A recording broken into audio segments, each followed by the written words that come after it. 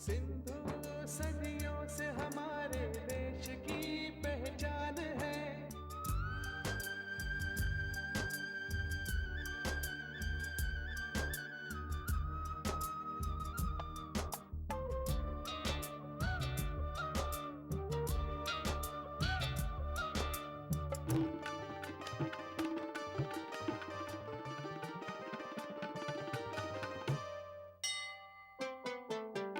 देश के दुख सुख से इसका आज का रिश्ता नहीं,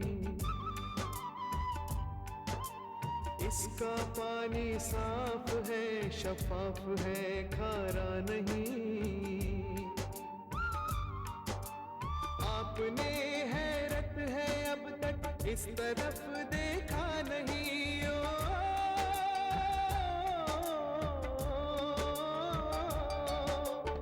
आपने हैरत है अब तक इस तरफ देखा नहीं। जो सियासत ने बनाया है ये वो नक्शा नहीं जो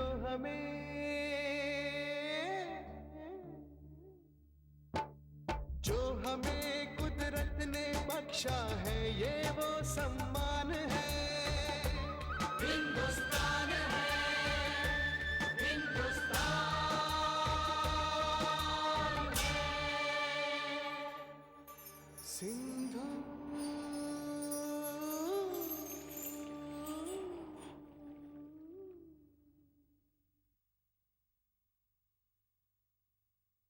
सिंधु प्रदेश तथा उसकी संपन्नता का वर्णन हमारे यहाँ रामायण काल से चलता आ रहा है। रामायण में भी महाराज दशरथ को भवन में बैठी महारानी कैकेयी को अपने वैभव की बात बताते हैं और कहते हैं, मगध, कशी, कौशल और सिंधु तक मेरा राज्य फैला हुआ है, तुम्हें क्या चाहिए? ऐसा कहा जाता है कि जब महाराज दशरथ की मृत्यु हुई थी तब राजकुमार भरत और शत्रुघ्न ननिहाल में थे और उन्हें जो तीव्रगामी रथ अयोध्या लेकर आया था उसके अश्व भी सिंधु प्रदेश के थे। तब सिंधु प्रदेश भरत के नाना कैकेयी के अधिकार में था। बौद्ध काल के इतिहासकारों ने भी संकेत दिया है कि सिंधु के अश्व उन रथों में जोड़े जाते थे जिन पर राजकुमार सिद्धार्थ भ्रमण के लिए निकलते थे।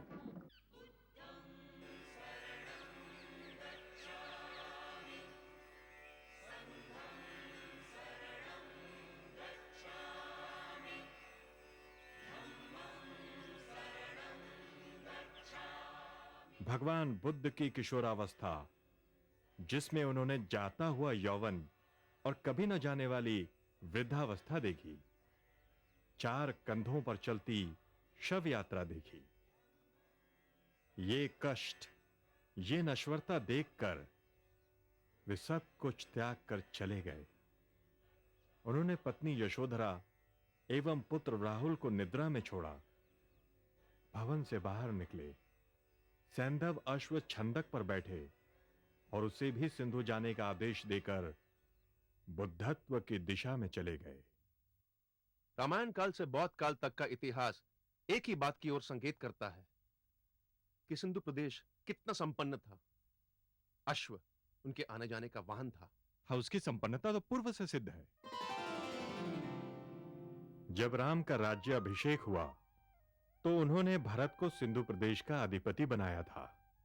उन्होंने सिंधु प्रदेश आकर मेरे तट को पावन किया था। महान भरत के शासनकाल में गंधर्वों की विलासिता और कर्महीनता को दंडित करने के लिए भरत ने गंधर्वों पर आक्रमण किया था। वो मेरे तट पर पहला युद्ध था जिसमें गंधर्वों की पराजय हुई और उन्होंने प्रायश्चित किया, अपने कला के क्षेत्र में पुनः लौट गए। भरतस्तत्र गंधर्वान् युधि केवलम् आतोद्यग्राहयामास समत्याजयदायुधम्।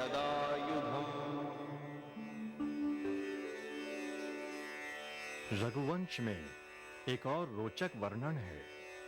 सिंधु पर अधिकार से पूर्व भरत ने गंधर्वों को परास्त कर उन्हें शस्त्र त्याग कर वीणा ग्रहण करने पर विवश किया था।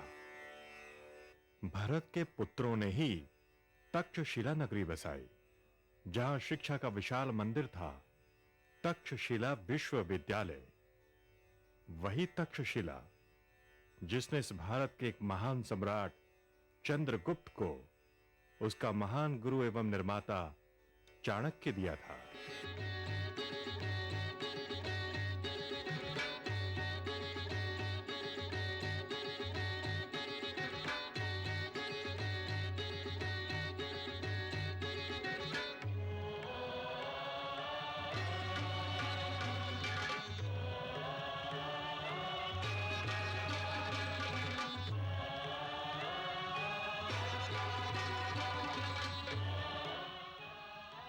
जब तक मैं धननंद जैसे राष्ट्र विरोधी शासकों का उद्धार नहीं करूंगा, तब तक मैं चाणक्य का पुत्र चाणक्य अपनी शिखा नहीं बांधूंगा।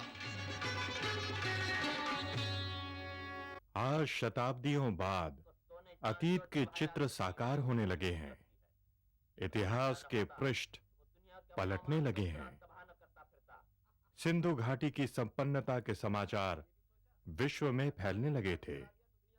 आक्रमणकारियों ने सिंधु प्रदेश की ओर बढ़ना प्रारंभ किया था।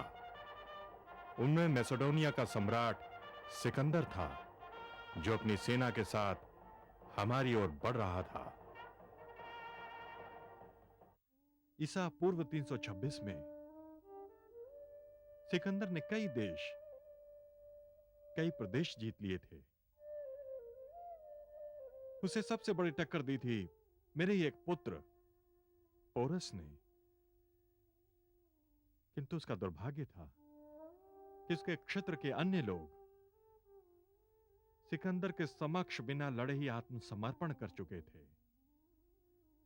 किंतु पोरस एक राष्ट्रभक्त था। उसकी निष्ठा पर संदेह नहीं किया जा सकता था। आप सत्य कहते हैं। निष्ठावान व्यक्ति ही भय से रहित होता है।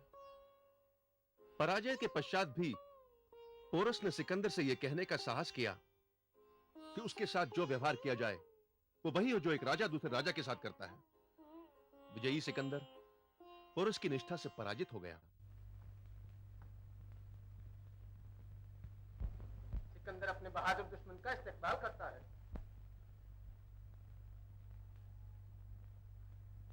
क्यों महाराज, आपने देखा अलेक्जेंडर की ताकत कितनी बड़ी है, जिसने आपको एक दिन में पता कर लिया। हमें आपकी ताकत ने पता नहीं किया, आपके धोखे ने पता किया है। अगर आपकी ताकत ही इतनी बड़ी थी तो आपने दिन के उजाले में दरिया को पार क्यों नहीं किया? मोहब्बत और जंग में सब कुछ जायज है। राजदूत का भेष बनाकर आए हुए बादशाह को मारना जायज है या नाजायज? ये आपने हम पर मेहरबानी नहीं की थी, अपने जोरे बाजू पर भरोसा किया था, और ये आपकी गलती थी। हम ऐसी गलतियां 1001 बार करके कैद हो जाएं और उसके बाद हमें फिर मौका मिले तो हम फिर ऐसी गलती करने से बाज ना आएंगे।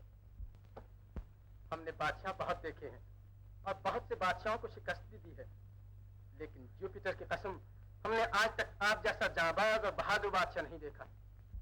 हमने भी बहुत से महाराज देखे हैं और बहुत से महाराजों को जीता भी है, मगर तीर और तलवार की सौगंध आप जैसा ओछा और शेखी खुर आज तक नहीं देखा। अदब से बात करो, तुम जुपिटर के बेटे या दुनिया के फाटे के सामने खड़े हो। तुम कौन हो जो ये भी नहीं जानते कि जब दो राजे बात कर रहे हो तो बीच में बोलने से दोनों का अपमान होता है? अगर तुम हमारे दरबार में होते तो हम तुम्हें दरबार से निकाल देते और कहते जाओ पहले राज दरबार में बोलने का तरीका सीख कराओ। ल्यूकस, तुमने गलती की। आलम पनाह, मैं मुआफी का खासदार हूं। हम आपकी बेखौफी से खुश हुए। फरमाइए, आपके साथ कैसा सलूक किया जाए? जैसा एक बादशाह को दूसरे बादशाह के साथ करना चाहिए। आप कुछ और भी कहना चाहते हैं? हमें जो कुछ कहना था वो सब हमने अपने पहले जवाब में कह दिया। यूमनीज, महाराज गुरु के ये दोनों जवाब सुनहरी हरफों में लिखकर हमारे खजाने में रखे जाएं। जब हम यूनान जाएंगे तो वहां के लोगों को दिखाएंगे कि दुनिया में ऐसे आदमी भी हैं जो लड़ाई हारते हैं, हिम्मत नहीं हारते, जो अपनी किस्मत के सामने भी सर नहीं झुकाते और जिनके बच्चे मौत के मुंह में जाने से गुरेज नहीं करते। महाराज गुरु, हम तस्लीम करते हैं कि आप बहादुर हैं और ऐसे बहादुर कि दुनिया की कोई ताकत आपका सर नहीं झुका सकती। हमने आपको आजाद किया, आपके सिपाहियों को आजाद किया, आपके मुल्क को आजाद किया, और इतना ही नहीं, हाइडस्पस के आसपास का जितना इलाका हमने फतह किया है वो भी आपके हवाले किया। ल्यूकस, फौजी हटा लो। हम ये दूसरी मर्तबा आपकी तरफ दोस्ती का हाथ बढ़ाते हैं। गुरु दोस्ती के हाथ को मोहब्बत के हाथ से पकड़ता है। हाँ भारत, उसने आगे बढ़ना प्रारंभ किया किंतु अब उसका सामना चाणक्य जैसे युद्ध कौशल के आचार्य तथा निर्भीक साहसी सम्राट चंद्रगुप्त और उसकी मगध की सेना के साथ होना था। महान सिकंदर के भाग्य में भी मेरे ही तट पर आकर अटकना था। और सिकंदर के आक्रमण का वैसे तो पूरे पश्चिमोत्तर भारत में हर कदम पर उसका प्रतिरोध हुआ, लेकिन सिंधु नदी के तट पर 3 महत्वपूर्ण घटनाएं घटी। पहली घटना थी कि सिंधु नदी के पश्चिम में अश्वकायनों ने सिकंदर के आक्रमण को बहुत वीरता के साथ रोका। यद्यपि सिंधु नदी के पूर्वी तट पर तक्षशिला के राजा आम्भी ने सिकंदर का स्वागत किया, तो सिंधु के तट पर दोनों प्रकार के दृश्य देखने को मिले, एक शौर्य का और एक समर्पण का। लौटते समय सिकंदर को सिंधु नदी के निचले काठे में ब्राह्मणों का प्रतिरोध देखने को मिला। वहां मुचुकायन नाम के राज्य में ब्राह्मणों ने शस्त्र उठाए और वो सिकंदर के विरुद्ध युद्ध करते करते मारे गए। तक्षशिला के अंदर सिकंदर भारत के साधुओं के दर्शन करना चाहता था। उसने 15 उस समय के श्रेष्ठ संतों को अपने पास बुलाने की कोशिश की, लेकिन वे नहीं आए। क्या होगा? सिकंदर ने समझा था कि एक विजेता के रूप में वो ब्राह्मण या वो संत उसे प्रणाम करेगा, लेकिन उसने आते ही सिकंदर को फटकार लगाना शुरू की कि तुम जिस विलासिता में डूबे हो ये नरक की ओर ले जाने वाली है और तुम इस विलासिता को छोड़ो।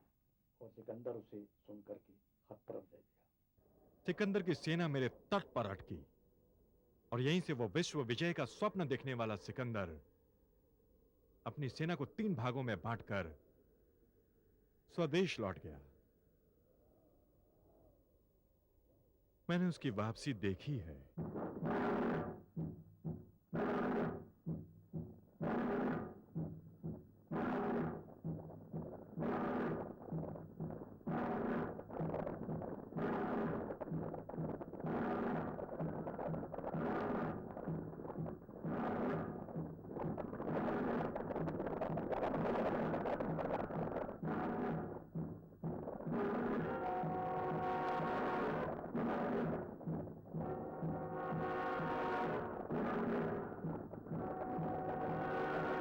सिकंदर भी सिंधु पार करके बहुत आगे नहीं बढ़ पाया। सिंधु के लोगों ने जिस वीरता से उसका आक्रमण का झेला और उसको रिपल्स किया, जिस तरह से सिकंदर के सेनापतियों ने हार मानकर वापस जाने का फैसला किया, वो बहुत साधारण बात नहीं थी। लेकिन आपको साथ ही एक बात और भी बता दें इतना हम सिकंदर के आक्रमण की बात करते हैं, आपको शायद ये विश्वास नहीं होगा कि भारतवर्ष में सिकंदर के आक्रमण के बारे में किसी भी साहित्य में कुछ भी नहीं लिखा। यानी भारतवर्ष के इतिहास में सिकंदर का एक आक्रमण नॉन इवेंट था, कोई घटना ही नहीं थी। इतना साधारण था कि वहीं से खत्म हो गया था। किंतु सिकंदर पहला आक्रमणकारी नहीं था।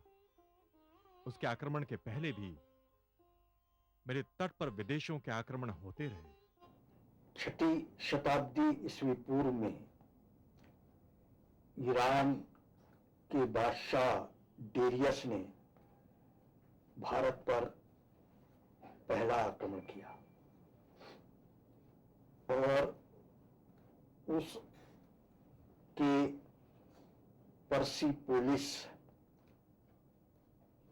अभिलेख में सप्त सिंधव नाम का प्रयोग हुआ। सप्त सिंधव से ही हप्त हिंदव बना और ये जो सिंधु से हिंदू शब्द की का रूपांतर है, इसका पहला प्रमाण हमको डेरियस के शिलालेखों में प्राप्त होता है 6वीं शताब्दी ईस्वी पूर्व में। हमले तो होते रहे, कर्दमक शब्द थे जिनका कि भारतीयकरण होता रहा। यूनानियों ने, शायद डेमेट्रियस ने हमला किया था, जिसका उल्लेख कालिदास मालविकाग्निमित्र में कहता है। और जब पुष्यमित्र शुंग अश्वमेध कर रहा था तो सिंध नदी के किनारे से उसने यूनानियों को बाहर निकाला, ऐसा उल्लेख है। और ये भी वो लिखता है कि और ये पुष्यमित्र का विरुद्ध था, मतलब अयोध्या के एक अभिलेख में उनको कहा है दुरश्वमेधयाजिनः सेनापति पुष्यमित्रस्य। तो इस प्रकार लोगों को, और कालांतर में कहते हैं कि जब अरब हुकूमत यहाँ कायम हो गई थी और इस्लाम का विस्तार हो रहा था, तो गुहिलों ने और प्रतिहारों ने इनको रोका, आगे नहीं बढ़ने दिया। विशेषकर ये जो अरब थे और इनको आगे नहीं बढ़ने दिया। इसी कारण जो है कालांतर में हिंदुओं ने गहलोतों को, राणाओं को महत्व दिया कि भाई वो उनको, उनका हिंदुओं का दक्षिण बाहु माना गया, एक परंपरा स्थापित हुई। तो ऐसा माना जाता है कि उन्होंने काफी रोकने की कोशिश की, जब तक रोकते, ताकि यहाँ से फिर आक्रमण नहीं हुआ। आक्रमण फिर खैबर दर्रे से लेकर के, चाहे वो महमूद गजनवी करता है या और करता है, मतलब यहाँ से आगे नहीं बढ़े वो। इन हमलों ने सिंधु पुत्रों को तोड़ा नहीं, बल्कि और मजबूत बना दिया। देश की रक्षा के संकल्प ने सिंधु पुत्रों के शरीर और इरादों को जैसे फौलादी बना दिया। क्योंकि वह क्षेत्र ऐसा है, काबुल का, सिंधु का, जो विदेशी आक्रमणकारी थे वो उसी रास्ते से आते थे। लिहाजा उनका एक आदत बन चुकी थी, उनके जीवन का ये हिस्सा बन चुका था आक्रमणकारियों का आक्रमण सहना, उसको प्रतिरोध करना और उसका ठीक से निराकरण करना। और तमाम आक्रमणकारी जो बाहर से आए वो आक्रमणकारी के रूप में फिर नहीं रहे। गणानुत्सव संकेतान् व्यजयत् पुरुषर्षभः सिन्धुकूलाश्रिता ये च ग्रामणीय महाबलाः।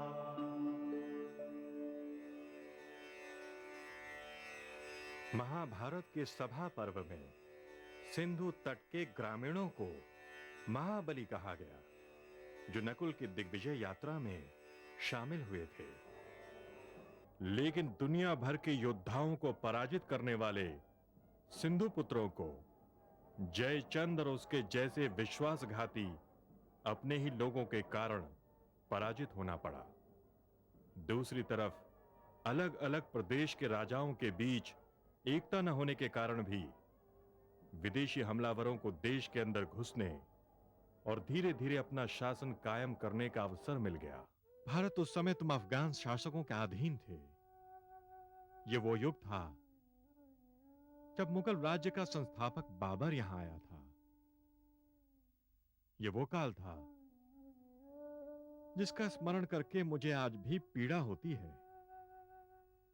माथा शर्म से झुक जाता है। सारे भारतवासी एक दूसरे से लड़ रहे थे, एकता दम तोड़ चुकी थी। अब तक तो जितने आक्रमणकारी आए थे वो सब अथाह संपत्ति लूट कर जा चुके थे, लेकिन बाबर तो मुगल राज की स्थापना करने आया था। भारत, तुम्हारा यह विशेष गुण मुझे सदैव प्रभावित करता रहा है। यहां तुर्क आए, हूण आए, कुषाण आए, और सब के सब तुम्हारे अपने होकर रह गए। मेरी ही गोद में जन्म लेने वाले वीर शिवाजी भी हैं, जिन्होंने विदेशी आक्रमणकारियों से देश को स्वाधीन कराने के लिए हिंदवी साम्राज्य की स्थापना का संकल्प लिया। इस संकल्प को पूरा करने का बीड़ा उठाया वीर बाजीराव पेशवा ने, और उन्होंने सिंधु तट पर अटक से कटक तक का इतिहास रच डाला। औरंगजेब के समय तक ये स्थिति पैदा हो गई कि पूरे भारतवर्ष पर मुस्लिम शासन स्थापित हो गया, और उस समय पर इस बात का कोई लक्षण नहीं था कि भारत फिर से स्वतंत्र हो सकता है या मुस्लिम शासन से अपना उद्धार कर सकता है।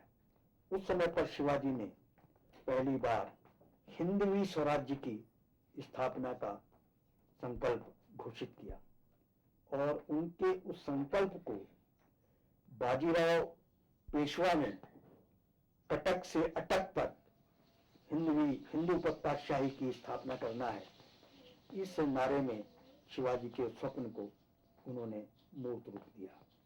बाजीराव फर्स्ट के इस आह्वान को पूरा किया उनके पुत्र बालाजी बाजीराव के छोटे भाई राघोबा ने।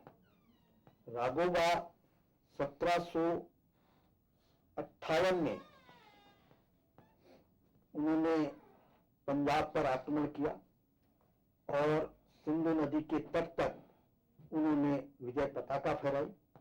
लाहौर में उनका अभिनंदन हुआ, और फिर उन्होंने अपनी सेनाओं को भेज करके सिंधु के उस पार अटक के किले पर अपना ध्वज फहराया, और इस प्रकार से कटक से अटक तक जो हिंदवी स्वराज्य की स्थापना का स्वप्न है उसको उन्होंने पूरा किया। ऐसे अनेक इतिहास के गौरवपूर्ण पृष्ठ सिंधु नदी के तट पर लिखे गए, जिनकी विस्तार से गवेषणा अभिशेष है, और वे बहुत ही रोमांचित करने वाले, प्रेरणा देने वाले अध्याय हैं। इतने परिवर्तन के बाद भी आपकी गंभीरता में लेश मात्र भी कमी नहीं आई? कैसे आती? मुझे तो सिंधु नाम वेदों ने दिया। वेदों ने विशाल सागरों को भी सिंधु कहा, और मुझे भी। अब सागर की गरिमा तो मुझे रखनी ही थी। सागर जब अपनी गंभीरता त्यागता है तो वो प्रलय की घड़ी होती है वत्स। भारत,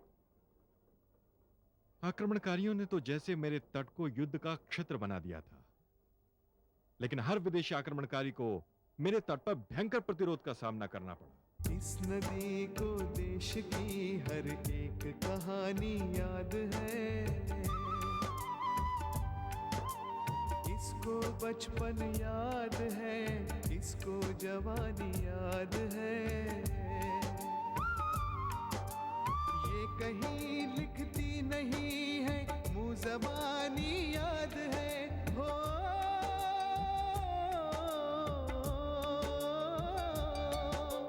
ये कहीं लिखती नहीं है, मुँह ज़बानी याद है। ऐसी आसत तेरी हर एक मेहरबानी याद है। अपनी लहरों में, अपनी लहरों में छिपाए बांसुरी की तान है।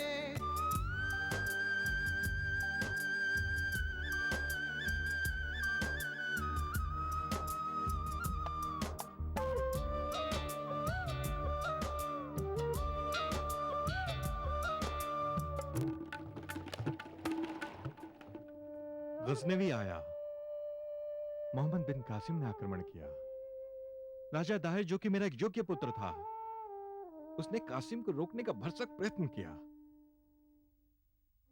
किंतु अंततः वो भी अकेला पड़ गया था। उसने मेरे ही तट पर अपने प्राणों की आहुति दी, अपने रक्त का तर्पण मुझे अर्पित किया था। लेकिन उसके बलिदान की गाथा, उसके त्याग के गीत आज भी सिंधुपुत्र गाते हैं। आक्रमणकारी आते रहे, आक्रमणकारी जाते रहे, किंतु वो सिंधु संस्कृति को मिटा नहीं पाए, क्योंकि वो सिंधु पुत्रों के हृदयों में धड़कन और धमनियों में रक्त बनकर जो प्रवाहित हो रही थी। देश के दुख सुख से इसका आज का रिश्ता नहीं,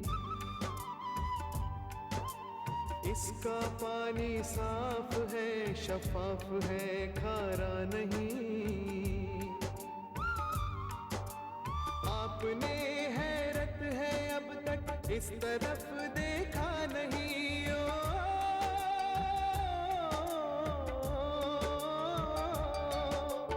आपने हैरत है अब तक इस तरफ देखा नहीं। जो सियासत ने